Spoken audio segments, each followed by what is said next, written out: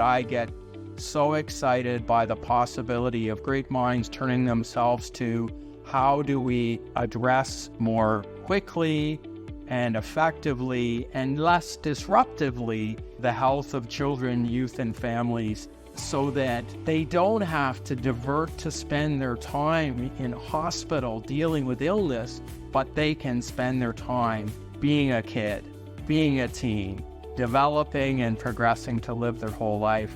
I keep thinking about wearable technologies. I think about what we can do with better understanding genomics and developmental trajectories as we unite those things with the health sciences sector, the life sciences sector, and honestly, the business and technology sector. I get really, really excited, and I hope that that'll be a big part of the summit discussions.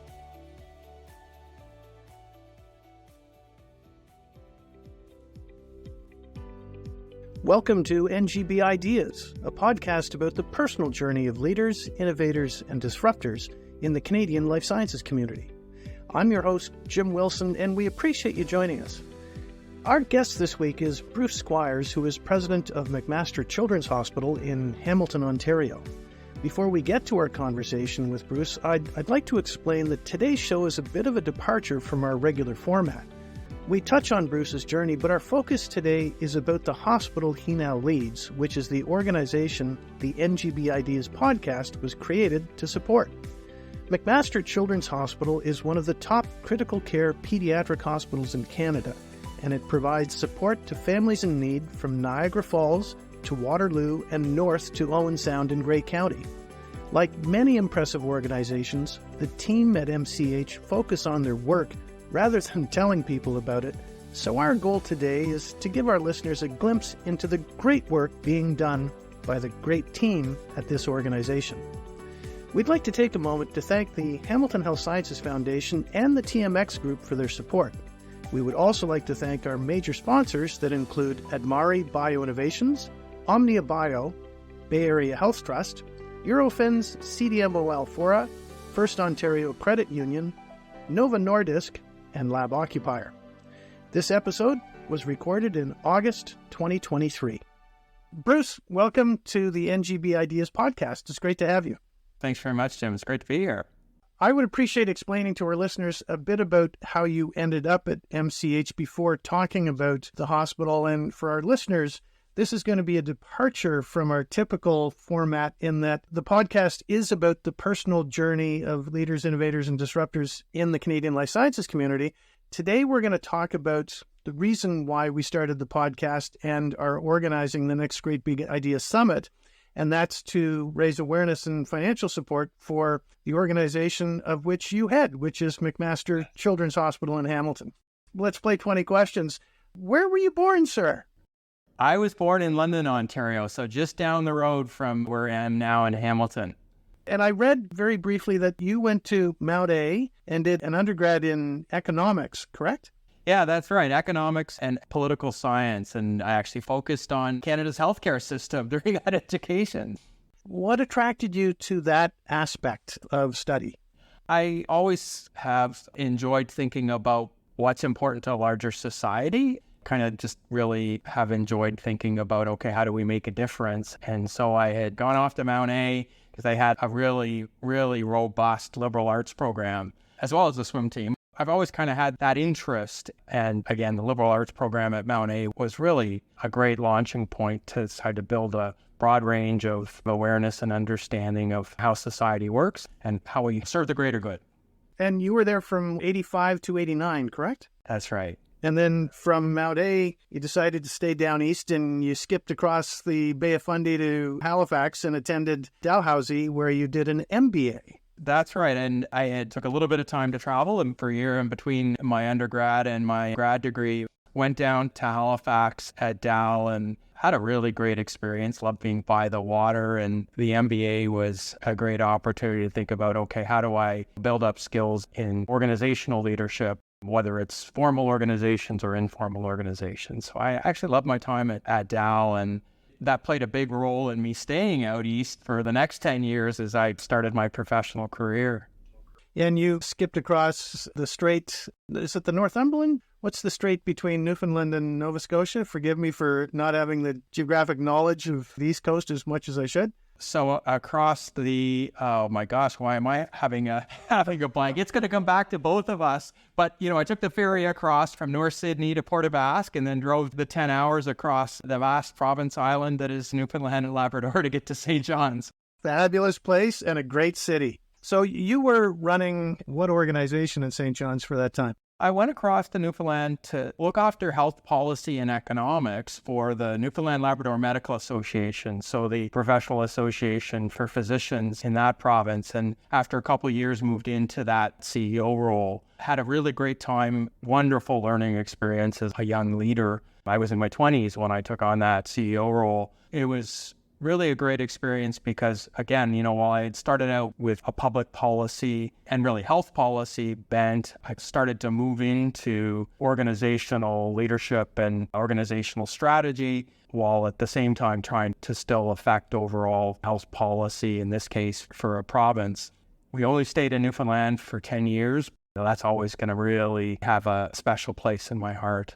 I think in the heart of most Canadians, it's a fabulous place. I understand you moved to Ontario in 2001, and I'm going to maybe toot your horn a bit here. You've held various leadership roles, including CEO of the Ontario Chiropractic Association, Vice President Corporate Affairs of the Canadian Medical Association, and VP People Strategy and Performance at the Children's Hospital of Eastern Ontario. You've got a really varied career, and it sounds like there was not an intent in a destination. There was certainly a desired path.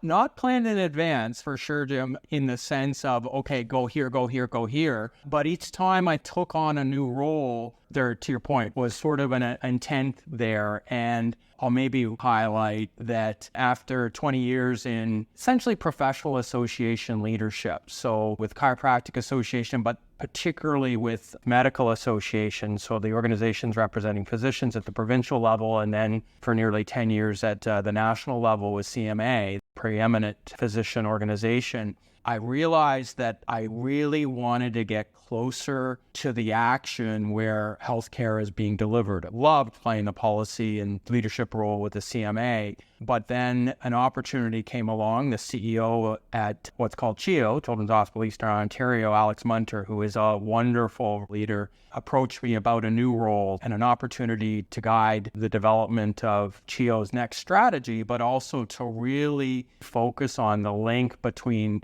people and culture and organizational strategy, and then really focusing on defining performance for the organization and measuring it, and then using that to guide improvement. To your point, there was intent in each of those places in my career where I decided to take on a role which probably would not look like the traditional straight line path. Certainly in my role as president at McMaster Children's now, I would be pretty unusual in terms of that kind of leadership role, in terms of not having come up through the hospital system. I'm not a clinician. I like to say I'm a recovered economist. I'm not the planned path that someone might put forward, but more of taking on new opportunities to broaden perspective and experience. I would like to go back to the thing that you kind of glossed over, and I think bears mentioning. When you were at CHEO in Ottawa, it was named top corporate culture based on its leadership development, talent focus, and attention to employee well-being. I read that you and your team reduced the frequency of safety incidents among patients and physicians and staff by over 90% over 4 years. That's incredible. It was a clear focus that we as a leadership team knew we needed to take. We put it at the very top of the new strategy that we developed soon after I joined CHEO, which we called CHEO Next. It was the next version of CHEO. And then just to really emphasize that point, our top strategic goal and pillar was safety first. And it was defined as driving to eliminating preventable harm at the Children's Hospital. And when we set that goal, we recognized that we needed to stand on the shoulders of others. So we reached out to counterparts from across the country to help us to shape our goals. We connected and were one of the first 2 Canadian organizations to join the leading international consortium of children's hospitals known as Solutions for Patient Safety, who bring now over 150 children's hospitals from around the world together to learn from each other around safety culture and then around safety improvement and safety actions. And so we learned as much as we could on a consistent basis from others. We defined a very, very clear priority with our teams that we needed to eliminate preventable harm. By the way, that's one thing that really resonates with anyone who works in healthcare. When you say to them, we're going to adopt some practices here because we want to stop unnecessarily hurting kids, they're going to rally around that. And so we linked quality improvement methodologies that sometimes organizations bring to try and eliminate waste or to try and become more efficient. And that's some spillover benefits from us doing that work. But first and foremost, we were adopting our quality improvement systems to eliminate preventable harm. And so our teams really have got behind it at CHEO, and they are doing so as well here at MC8.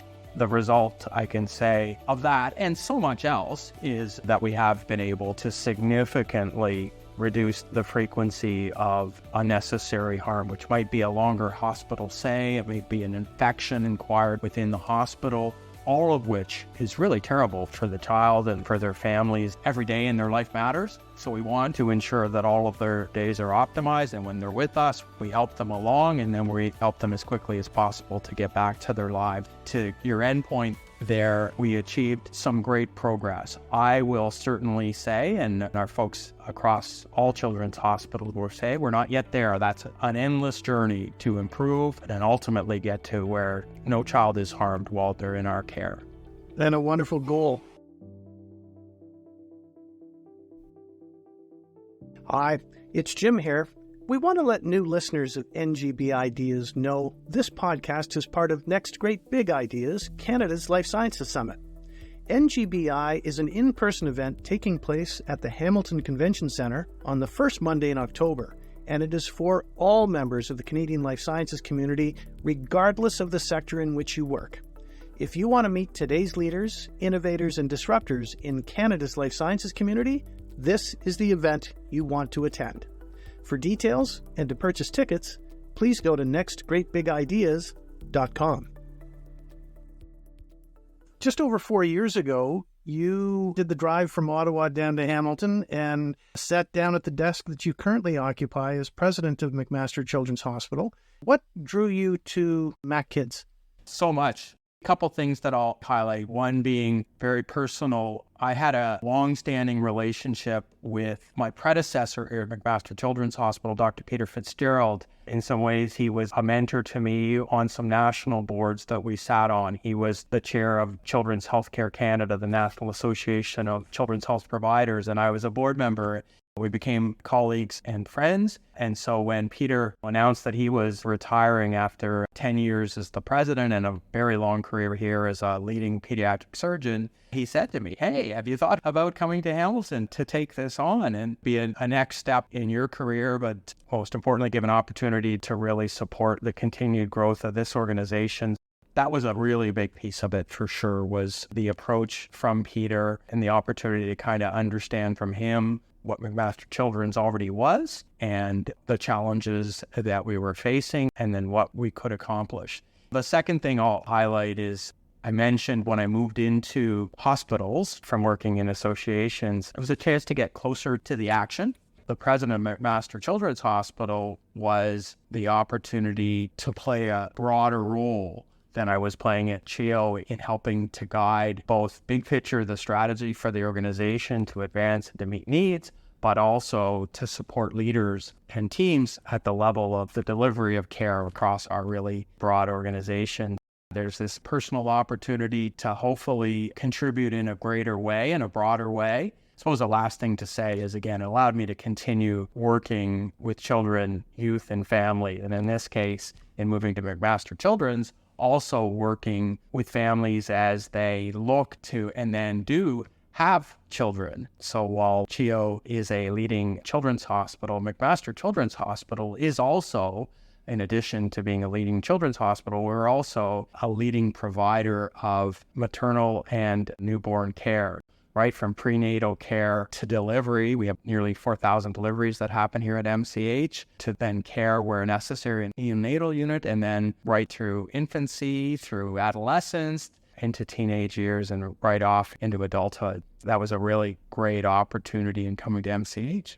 Thank you for that explanation. I would like to focus on MCH itself in a bit of the history. The hospital was founded by Dr. Peter Dent, who was a pediatrician and professor emeritus at McMaster University. He unfortunately passed away in September 2021 at the age of 85. But within days of his passing, McMaster Children's Hospital, as MCH, was recognized by Newsweek magazine as one of the top 100 pediatric hospitals in the world. I went to McMaster many years ago.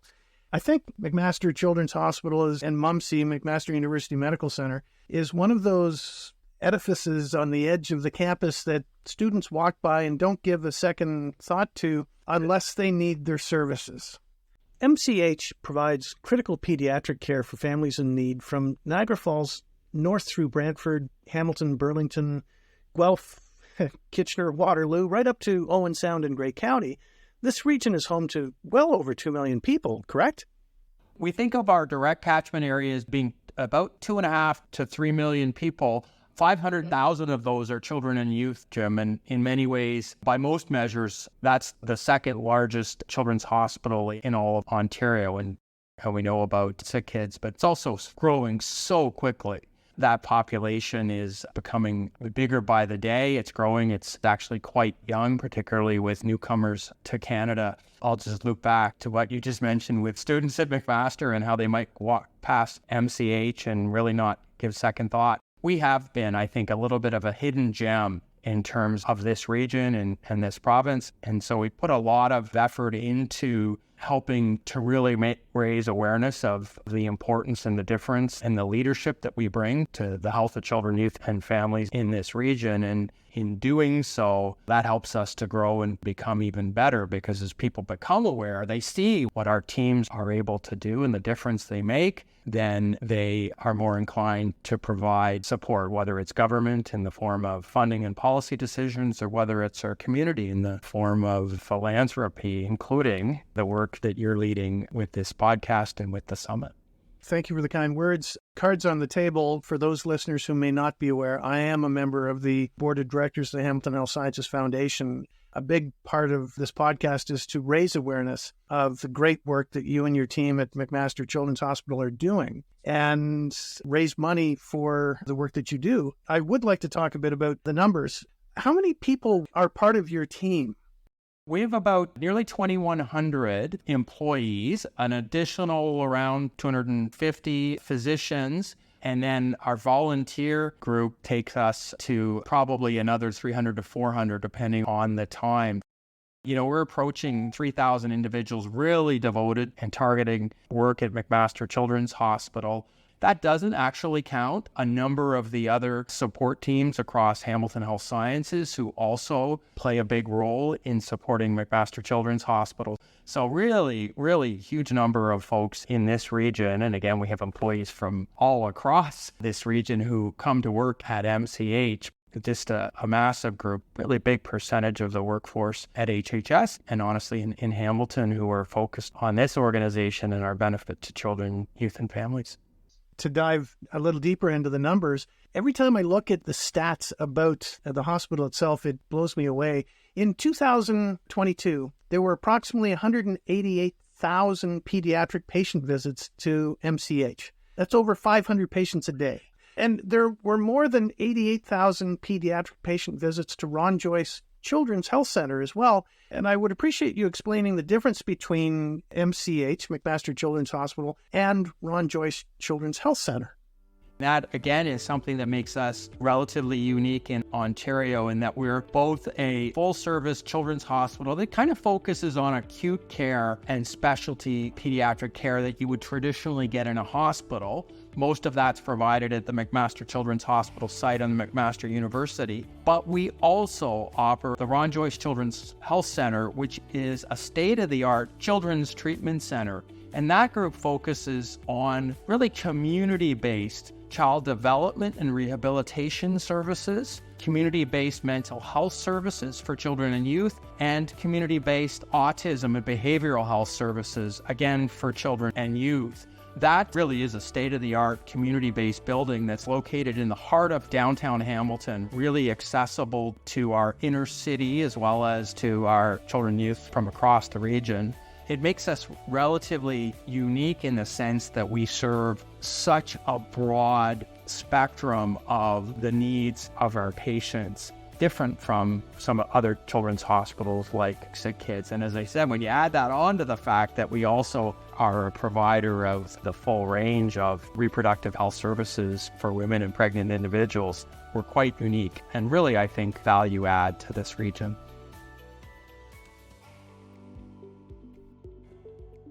Hi, it's Jim Wilson. We'd like to take a moment to make a couple of small asks. First, if you like what we're doing, we will greatly appreciate you telling your friends about us. Please share a post about us on social with the hashtags NGBIdeas and NGBI. We are on Instagram, Twitter, and LinkedIn at NGBIdeas. We'd also appreciate you joining us at the next Great Big Ideas Summit in Hamilton on the first Monday in October. For details on the event, please go to nextgreatbigideas.com. Thanks so much for listening. Let's get back to the show. The time I have spent on the board of directors, I have come to realize how much work is done within the organization, but it truly is a world-class organization. And I think my experience likely reflects that of most of the people in Ontario. I thought that the government funds everything when it comes to hospitals. And I'd like to go down this path on the numbers front. What is your annual budget? So because we're part of a broader health system, there's some blending, but our annual budget is really in kind of my direct responsibility is around $200 million. That number hopefully will be growing. We've had some announced investment by the province in our operating funding to help us with our capacity. But I think where you're going to go, Jim, I'll just preface that $200 million really helps us to pay mostly for the salaries of the physicians, nurses, allied health professionals like occupational therapists, physiotherapists, psychologists, etc., who work with us, and a little bit of our ongoing supplies costs. But there's huge pieces that aren't funded out of that $200 million budget. Right, and that's where I am going. I don't think people in Ontario understand that hospitals don't get a check from the government every month to cover all of the costs. Do you have a sense of the percentage of money that has to be raised to keep your doors open from the private sector and donations and whatnot? It's difficult to say that in a percentage basis to replenish our existing equipment and technology across the children's hospital that, is really critical to care. And let me just give examples like infant warmers, like respiratory equipment, like our surgical equipment, in ICU, in our PICU, across the hospital, even our beds in our inpatient units. That needs to be funded with money that doesn't come directly from government. On an annual basis, that's at least $10 million that we need to spend. Some of that on big pieces, again, like incubators, like ventilators, but it's also on relatively smaller pieces, like beds. I think that it's fair to say many years we will spend upwards of that amount in combination of some major capital projects, major new equipment, and then some smaller pieces. And it's critical that we do that, because if we don't, then our teams aren't able to deliver the care that the children and youth require in the moment. And again, for our listeners, the government doesn't cover all expenses for hospitals. When I joined the foundation, I had no knowledge of how our health system works. Other than having visited the hospital for personal stupidity, it was very eye-opening to me. When I did join the board about 5 years ago, we had a roundtable discussion to talk about coming up with the next generation of ideas and events to attract the next generation of donors. I put out my hand and I said, I'm in commercial real estate. I'm doing a lot of work in the life sciences sector, and we might want to take a look at organizing an event around life sciences because of all of the cool stuff that's going on at McMaster Innovation Park and within Hamilton, but also in the greater Toronto area and Hamilton and across Canada. And they said, great idea, why don't you go do that? So I've taken on this responsibility and really appreciate the assistance that Hamilton Health Sciences Foundation has provided and the people that have jumped on board to say, you know what, yeah, this is a good idea. It's also become abundantly clear that there is no event in Canada currently where all sectors of the life sciences spectrum gather to network and say hi. There's lots of sector events, but no single event where everybody shows up other than bio in Boston. So the only time that members of the Canadian life sciences community get together in one room is in the States. And in my mind, that's got wrong written all over it. The summit that is happening at the Hamilton Convention Center on the first Monday in October has got a number of goals. The first one is, of course, to raise money for McMaster Children's Hospital. Second is to help shine a light on the incredible things going on in the Canadian life sciences sector. What we would like to do with the next Great Big Ideas Summit in October is to provide an annual national event where members of the Canadian life sciences community can meet regardless of sector. I hope that it does turn into the event that we're planning and that people are interested in attending. It's an event for anyone who is part of the life sciences community and also the health sciences community. And ultimately, it's to raise money for McMaster Children's Hospital, which is a fabulous cause. But it's also to bring together people in a common goal. And what you mentioned earlier about the success you and your team achieved at CHIO in Ottawa, it was based on collaboration. The biggest barrier to the Canadian life sciences community taking that next step forward is breaking down silos and sharing information more readily. And that is part of the final goal of what Next Great Big Ideas is all about. For those who may not be aware of the great work that you and your team are doing at Mac Kids, what are the barriers that you encounter in your job that you would like to see removed? I will call out that Canada's healthcare system, particularly as it relates to children and youth, has really become undersized due to a lack of investment over the last 2 and 3 decades. Really, the needs of children and youth in Canada, the growth in those needs has outpaced the increase in our size and our capacity to handle those. And so unfortunately, by most measures, including general health and well-being numbers through UNICEF, Canada is now in the bottom 10% of the developed world. We're 31st out of 38 countries on overall measures of health and well-being for children and youth. The barrier that we've got to get at is prioritizing the health of our kids and families. A big piece of that is investing in our health system. Have to highlight that as a big picture, and that's why, for 2 reasons, again, I'm such a big supporter of the Next Great Big Ideas Summit, because it will help us as we prioritize to then make the kind of advances. We're actually not prioritizing the health of kids and families, and we need to. The second answer I'll give you that's more direct is, as part of that undersizing, we have barriers that don't allow us as a whole to appropriately connect to kids and families in their homes, in their community, in their schools, in their social lives, with the kinds of supports and interventions to help them to be healthiest. We often will not be able to recognize a developmental need that a child has when they're 2 and 3 and 4, that if we're able to intervene at that time, we can make such a difference in their life in the moment, but then in their future trajectory. And so, when I think of one of those big challenges, and I'll connect it to the Next Great Big Ideas, as we get better in being able to really connect on a individual child and youth and family basis with preventative care and information, and actually with things like real-time monitoring that allow you to recognize earlier when there is a need in their development or a need in their health, then we'll be able to help them And by the way, as a spillover, it'll cost society less because we'll prevent unnecessary emergency department visits and admissions to hospital and really most importantly, illness and loss of well-being.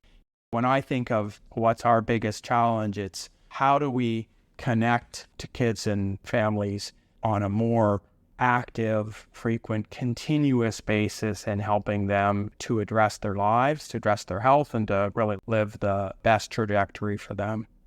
I appreciate you mentioning that. And we end every one of our podcast interviews with the same question, which is, what's the next great big idea on your horizon? And I think you just gave it to us.